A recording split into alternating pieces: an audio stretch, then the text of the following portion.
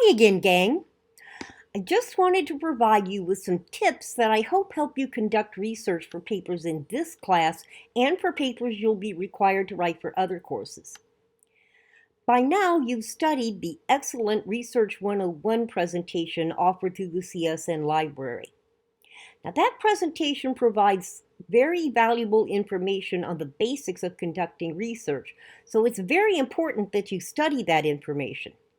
You'll also want to take notes that you can refer to when you're required to write research-driven papers for other courses.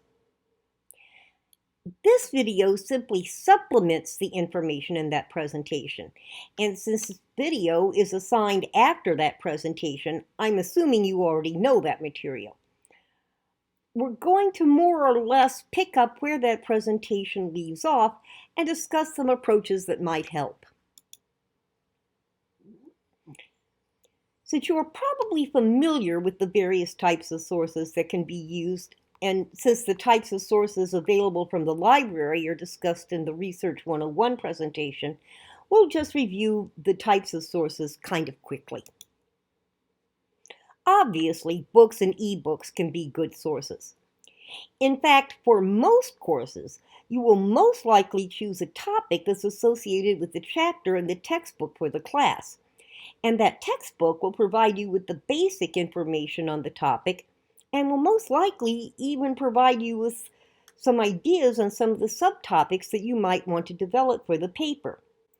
But courses such as composition and speech are different because we're teaching skills more than content. Our course materials provide information on how to write a paper or prepare and give a speech, but they don't provide information on the topic of the paper or the speech. For these courses, books and ebooks can often provide you with the basic information and suggest subtopics to develop. Web pages can do that too, as we'll discuss shortly. Articles in magazines, newspapers, and scholarly academic journals are also good sources. In fact, they usually can provide more up-to-date information than books can because they're published daily or monthly, while it can take years to publish a book. Books, ebooks, and articles are, of course, available through the library.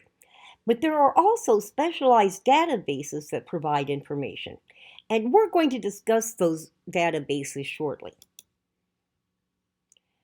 Documentaries and other videos can also serve as sources, and sometimes they can be really excellent sources. But you need to use good judgment in selecting documentaries to use as sources in papers. The library offers numerous videos, and they are reliable. But as you probably know, a host of documentaries are also available on TV and streaming video. Now, some of them are quite good, but some of them are heavily biased, or they're produced by people who are trying to prove a specific point and don't really care if they have to use some kind of out there information to do it. If you've ever watched a video about any conspiracy theory, you know exactly what I mean. Now, in some cases and in some classes, web pages can be fairly decent sources. But you have to use web pages very carefully. We're going to discuss using web pages as sources more in depth later in this video. Libraries are the best places to begin conducting research for several reasons. As we discussed earlier in the semester, the sources you get from libraries, especially college libraries, are the most credible sources. Yes, in college writing, it does matter whether the source you use is credible, and if your audience, which is usually the professor, thinks your source is credible. If the professor doesn't think your source is credible, you may as well just not write the paper at all. Okay, let's take a little example from real life to demonstrate what I mean. If I told you that man never landed on the moon, and I know this because my mother said so, would you actually believe that man never landed on the moon? Of course not. You don't know my mother from Adam, and every credible source you've probably ever worked with, things you've read, your history and science textbooks and teachers, and so forth, have said that we have landed on the moon. Now, my source is incredible, so you would probably tend to discount what I said, right? Web pages are not really designed, in most cases, to provide in-depth information.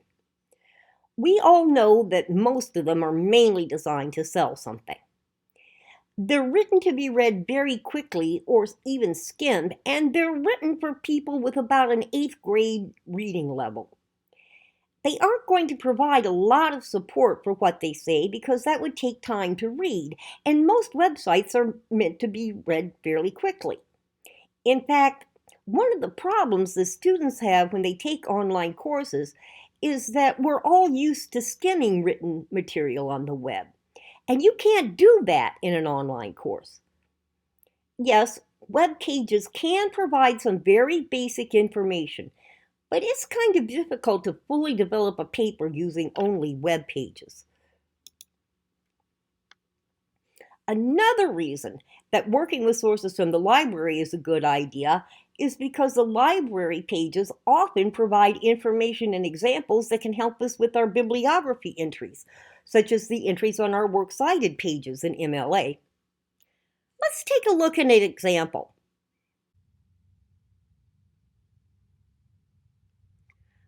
Let's take a look at an example of how working with the library can help us find information for our MLA works cited page information. If I type in disadvantages of online courses as my search term, I'm taken to a page of results, and we'll just take a look at the first article that appears. If I click on that title, I'm taken to this page. I may need to sign in, which actually I thought I was signed in, but we all know how technology works these days. Okay, so I'm taken to this page, and if I scroll down, sometimes you'll find this on one side or the other. It kind of depends on the database that you're accessing. But if you will generally find someplace on the page an indication that says citation. And if you click on that, you'll be given a dialog box that allows you to pick the type of citation that you're working with. And you'll see that you can use APA, which is very commonly used in the sciences and social sciences. And of course, MLA 8th edition is what we're using for this class. So if you click on that, you will be given a citation. Now, obviously, it's not formatted correctly. There's no hanging indent, it's not double-spaced, and there might be mistakes within it. So you can't just copy and paste this information into your paper. But very often, this information can help you see how to set the citation up. Pardon me for stumbling around on my words here. And can also provide you with information like the volume and the issue number and the year and the pages. So that can help you find the information for your in-text citation. Now, like I said, you can't just copy these and paste them into your works cited page. Some of the citations are correct, and actually this one looks pretty good. But I've also seen some citations that are formatted completely incorrectly. You're still responsible for making sure that the citation is formatted correctly by working with your textbook or the Purdue OWL. But one of the advantages of working with articles from the library is that you often can get at least most of the information you need to set up your works cited entry from the library site itself.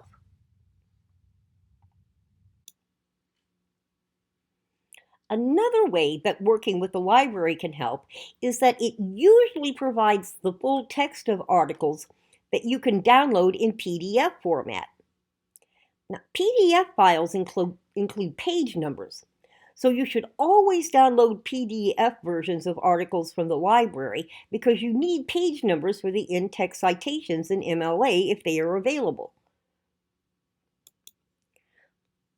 But there's something to keep in mind when you work with library websites. The search engine isn't like the search engines supplied by Yahoo, Google, and other standard search engines. Those tools are designed to be used by people with much less education, so they allow people to type in sentences or questions. When working with library websites, you have to use keywords, as the Research 101 presentation taught you. Sometimes you have to play with the language used in assignments to find good keywords, and sometimes you can reach lists of additional sources by playing with the keyword language a little bit. Let's look at some examples of keywords that could help you find sources for a paper on the disadvantages of taking online courses. Now, disadvantages of online courses is wording that's pretty much taken directly from the research question I posed for this assignment, and that's usually a good way to begin library researches. Using that should lead you to a list of sources. At least I hope it does. I checked it before I assigned the topic to make sure, so unless things have changed drastically, you should get a list of some sources to use if you use that phrase as your keyword. But you might get some additional sources by changing the word courses to education. Yes, there may be some sources that also appear on the list that you found when you use the word courses, but there will probably be additional sources listed as well. The assigned topic often will provide other ideas for keywords that can return even more sources. Yes, the assignment we're working on for this class asks you to discuss only the disadvantages of online courses. But there are advantages too, right? And so sources that discuss both the advantages and the disadvantages will provide some information that you might be able to use to develop your discussion of some of the disadvantages you're discussing, right? And one way to express that, yes, you could say advantages and disadvantages of online courses or online education. You can also say pros and cons of online education or online courses. Now, there are usually any number of ways you can experiment with keywords to expand your list of available sources, and exactly how you do it will depend on the assignment. But this should give you some idea of how you can kind of play with the language to help you find more sources. Another thing to keep in mind is that you can't always go by the title of the source. Sometimes articles that look like they wouldn't help actually contain useful information that can help you develop your ideas. In conducting library research, you'll find articles listed on the results page that appear to discuss situations in countries that maybe your assignment doesn't focus on. But sometimes those articles can include information that apply to other countries or just in a more general way as well, so don't necessarily rule them out. Even more often, you will see titles that indicate that they discuss a particular academic discipline that you're not writing about. But sometimes those articles include information that applies to situations outside that particular discipline. Let's take a look at an example.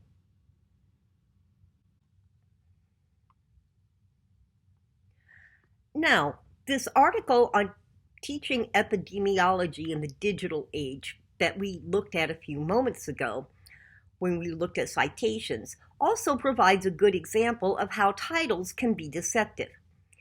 Simply looking at this title, if I were a student, my reaction would be, well, this is about teaching epidemiology specifically. My paper isn't about epidemiology, so this article probably won't help me. But in truth, if we go ahead and download the article, we can take a look at the abstract. Now, an abstract often gives us a good summary of all of the information within an article. It somewhat depends on the discipline we're working with. Education, as well as many other social sciences and sciences, require that writers actually write an abstract. And when the writer is writing the abstract, as opposed to the company that puts together the database writing it, it often will give you a full summary of the findings and the information that are reported in the article. So often we can get a feel for what is in an article by looking at that abstract, but not always. It is a good place to start. And if we skim this, and I will confess that I've looked at this article before, we will see a sentence that says, a few disadvantages of online courses can include a feeling of isolation, difficulty to adjusting to the time-intensive nature, required self-discipline, and so forth. Okay, so that little sentence in this abstract tells us that there might be something about disadvantages in this article. So we can go ahead and skim it. And again, I'm not going to take up a lot of your time with this because I have already worked with this article, and I can tell you that there is an entire section here about that is headed Learning Online, and a lot of the information within this section actually talks about the challenges that students face when they're taking online courses. Not just epidemiology courses, but taking courses online in general. So this article may well be a good source for a paper that just in general discusses disadvantages of online courses without specifically discussing epidemiology.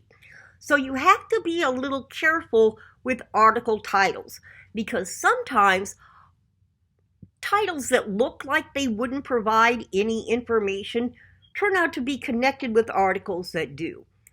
So if you're having problems finding sources for a paper, sometimes you should go ahead and explore some articles, even if the titles don't look like they directly apply to your topic.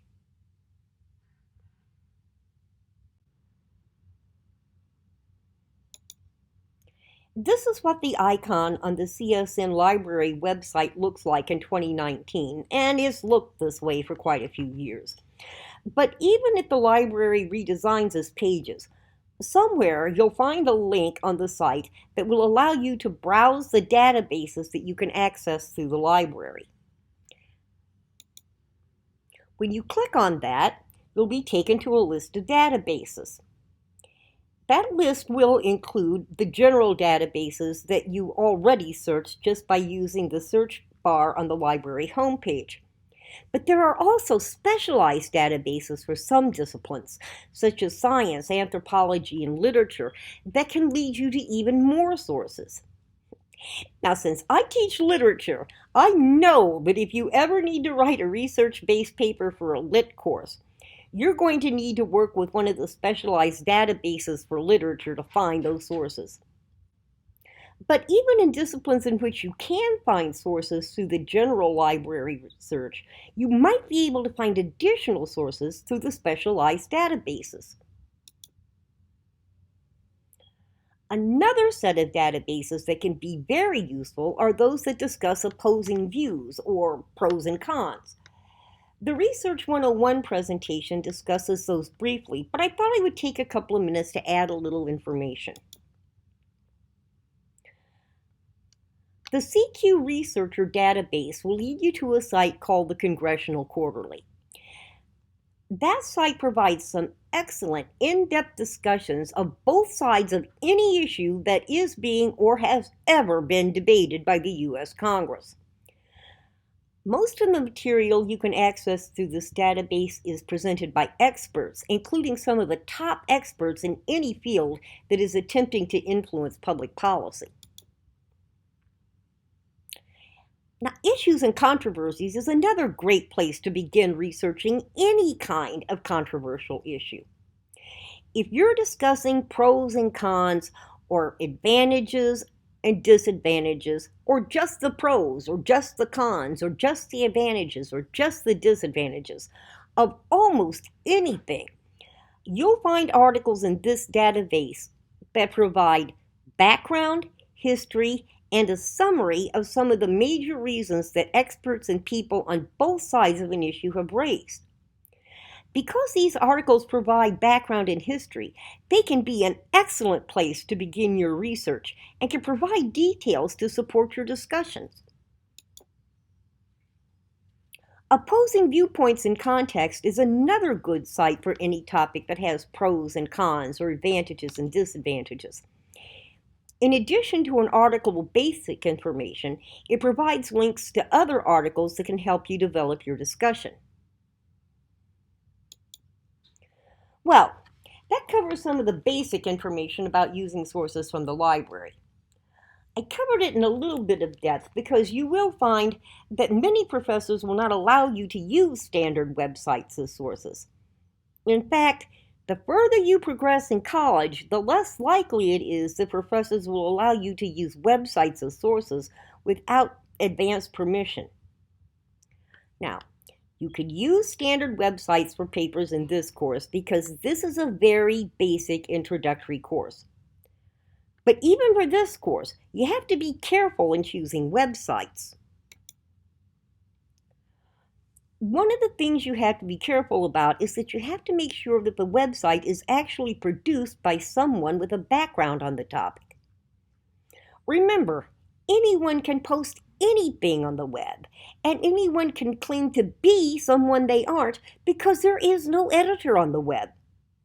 There's absolutely nothing that would stop me from posting a web page claiming to be an anthropologist from Harvard and stating that I have found the bones of Jesus Christ somewhere in Montana. Now, it would be an absolute lie, of course, but no one would stop me from publishing it.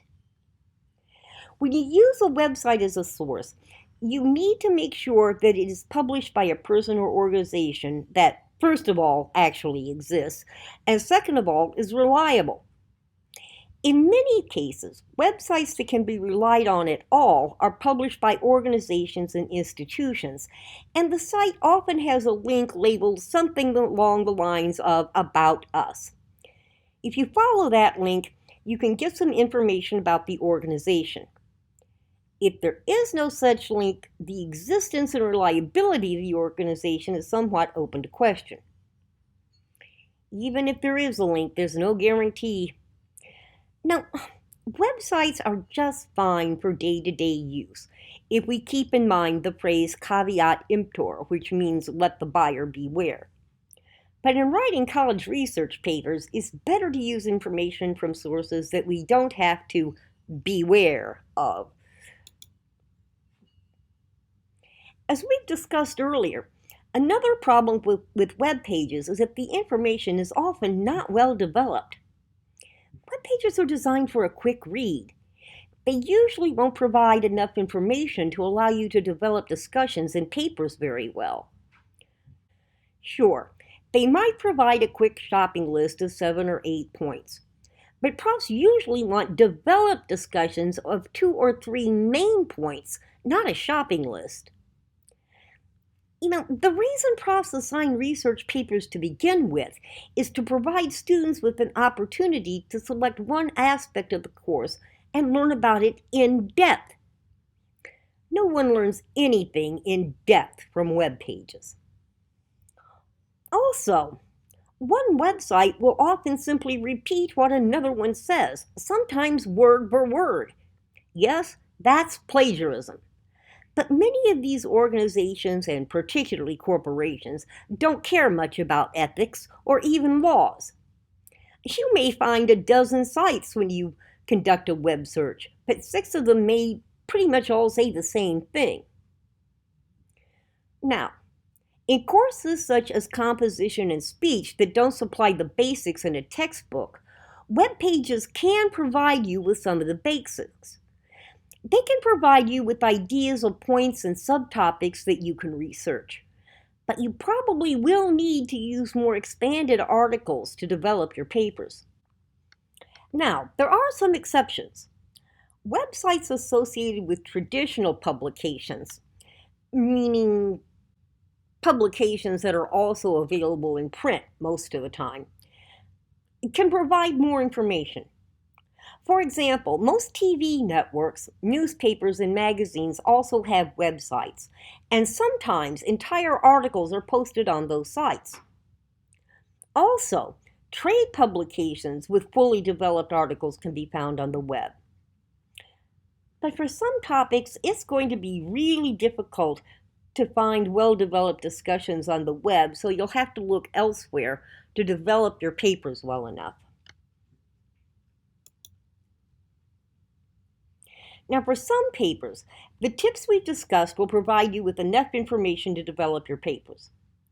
But as you progress through college, you will probably be required to write longer and longer papers, which means you have to develop your discussion of each of your major points much more fully.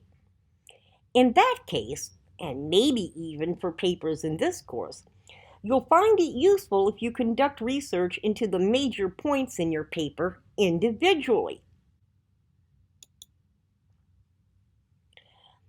Working with the library and even with web pages will often provide you with some ideas about the major points that you can choose from to develop your paper. But you might find that you need to develop the discussion of one of the major points, or maybe each of the major points, more fully than what you've located in terms of sources will allow.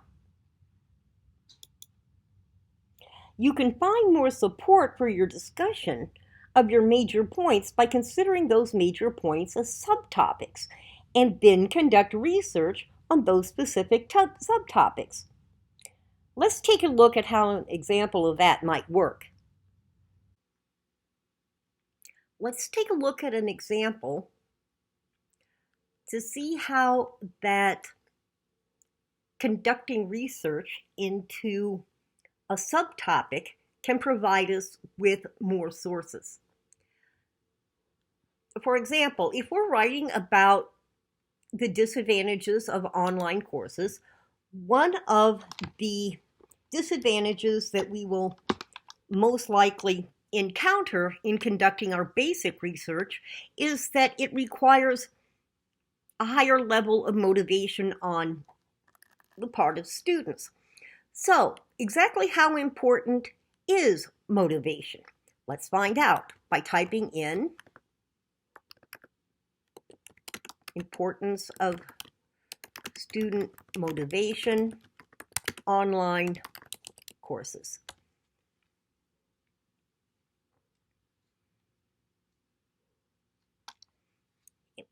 Now, to make this a little bit faster for our video, I'm going to reduce it to refine my search to journals, newspapers, and magazines, because I'm not going to go through a full book to find information for us to look at. Now, obviously, I have conducted this before I made the video, and one of the articles that I found, and you would go through a number of articles before you might go through a number of articles before you find something that is useful to you. But one article that I found is Instructor-Learner Interaction in Online Courses. Now, this article doesn't have anything to do with motivation per se, but another one of the disadvantages that we might have found is that there is distance between the instructor and the student, and because we don't meet personally. And that can create some difficulties in establishing communication and connection between the professor and the student. Now, I've already called this article up, so I wouldn't have to waste a lot of your time working with that. And In looking at the abstract, we do see that learners rated items that are focused on communication needs and being treated individuals as most important. So it's very important to students that they have their communication needs met and that they're treated as individuals. That sentence in and of itself might be something that you would find help support your discussion of the problems that are presented by there being a distance between the professor and the student because we never get a chance to meet each other face to face. Now, again, I have gone through this article because I didn't want to waste your time skimming it in this video. One of the paragraphs that I found is that this article again states that regardless of the way that interaction between a teacher and a student is classified, and earlier in the article it lists several different approaches to classifying communication between teachers and students, okay? And regardless of what classification is used, it says that in online courses, they're computer mediated. And that sets up what this article is causing a transactional distance. In other words, a distance between the student and the professor that's created by the fact that we never talk to each other in person. Okay? And it says that that leads to psychological and communication gaps that have to be overcome by appropriate teaching procedures. Okay? All right. Now, you might be able to use that someplace in your paper because when you sign up for a class, you don't necessarily know until you get into the course who is teaching it, how long they've been teaching online, how much they know about online communication, and whether or not that's going to fit in with your preferences in terms of how you like to communicate with a professor. So that is something of a disadvantage. In a live class, you know that you're going to be able to talk to the professor face to face, at least during class and often before the class meets and after the class meets, as well as during office hours and other interactions on campus. Okay. Another statement that's in this article is that learner-instructor interactions may be lacking elements of communication. For example, immediacy, tone of voice, gesture, that this article says are important components of negotiating a mutual understanding. Okay? Now, that's true. In a lot of online courses, you don't have any video connection with the professor at all. So you may never hear the professor's voice. Now, admittedly, my voice isn't all that pleasant to listen to, but at least you get a sense that there is some kind of a person connected to this course. And you do get to hear a little bit of my tone of voice. And I hope it comes across as positive, and I hope it comes across as enthusiastic and supportive, because that is how I feel. But you never get to see my facial expressions. You don't get to see how often I'm smiling when I'm making these videos. You don't get to see my physical gestures, how I use my hands. And yes, I mean, I could make a recording of me talking, but I'm not very attractive to look at, to tell you the truth. And I just somehow think that offering the main points through a PowerPoint video actually provides you with more help and more instruction than looking at my dumb face. But still, there is a distance created because you don't get to see how often I smile, and you can't always tell even when I'm laughing when I'm producing these videos. So you can see how that is an effect. And again, there's a sentence that says that this distance may lead to feelings of isolation or from being out of touch with the instructor because you don't get to see us regularly. Again, in the following paragraph, it says that instructor responsiveness, like answering emails and providing feedback on instructions, can make a difference. But, and I won't take up your time by looking for it, but there's also a statement in this article that states that in many classes, the majority of the work that you do would be similar to, for example, the quizzes that we take. You take them online, they're graded online. I don't make any comments on them except in the little explanatory comments that I make on grammar quizzes. But you don't get a response from instructors on those types of exercises that say things like good job or gee, I'm sorry you had problems with this and you didn't seem to understand the material and here's how you can improve it next time. You don't get those kinds of comments on exercises that are graded on the computer. So that creates an even greater distance between the professor and the student.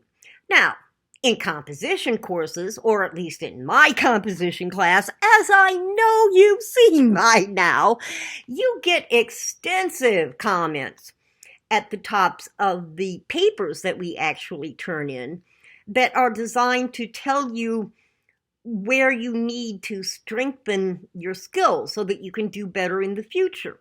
And I do try to express those in terms of, gee, I'm sorry you had a problem, and I'm sorry this paper isn't as good as you and I were hoping it would be. And I'm going to give you some advice on what you can do to fix it for your portfolio.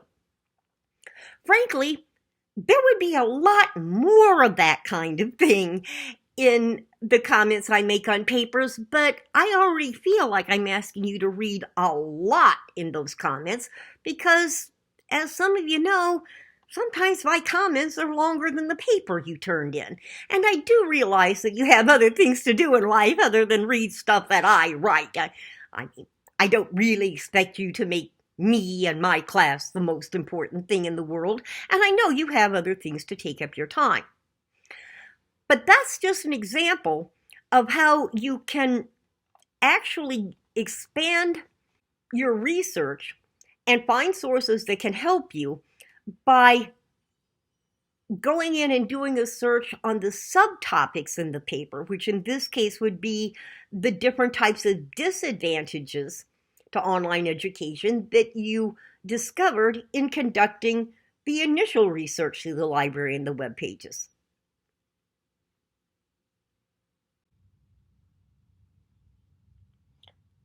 Well, I hope that offers you some tips that help you conduct your research. I know this video is kind of long, and I'm sorry. But one of the disadvantages of online courses is that profs can't begin a discussion by coming into class and saying, is there anyone who doesn't know how to do such and such? And in courses with no prereqs, like English 100, we can't really assume that students know anything other than what we've taught ourselves beyond basically the ability to read. So I spent some time covering some very basic points so that I could make sure that no one got lost in this discussion, or at least I tried to.